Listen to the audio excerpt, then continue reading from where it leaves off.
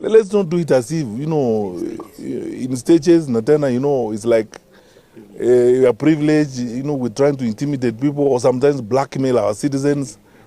Let's be serious about this thing. Perhaps a final one for me.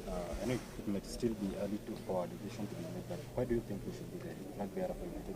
No, those are the kind of arguments that I would make when we are seated in the meeting of the United Opposition. Now here, I've been addressing policy issues. I've spoken, for example, about the reduction of capitation to schools, especially day schools. By the time we left the government, we had crossed the 22,000 mark. Now you're reducing it by by nearly 50%. You are now talking about 12,000.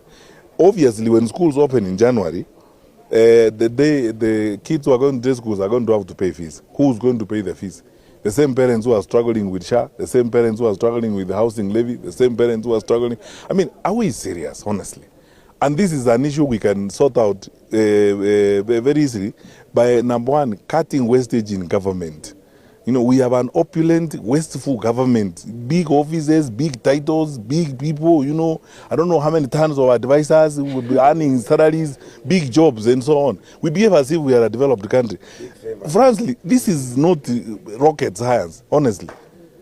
Which country in the world that wants to go serious does those kinds of things? And you are now putting our kids out. If we are not very careful, our dropout rates will go back to the pre-Kibaki days. Yeah.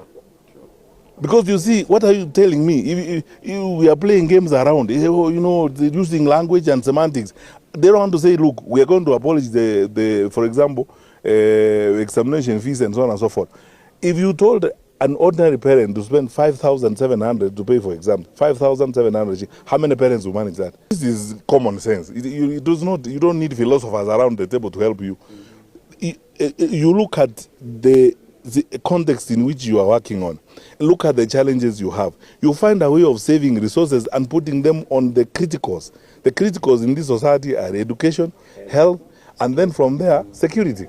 So you look at how you can mop up resources and put them in the criticals. So this is not the time when you have a truckload of advisors, everybody who's, collect every political stillborn and make them something. And we call them what, so on. Then in the process, you're paying them money, they're driving around government money and so on and so forth. Then people are flying around the country in choppers and so on, telling, empowerment.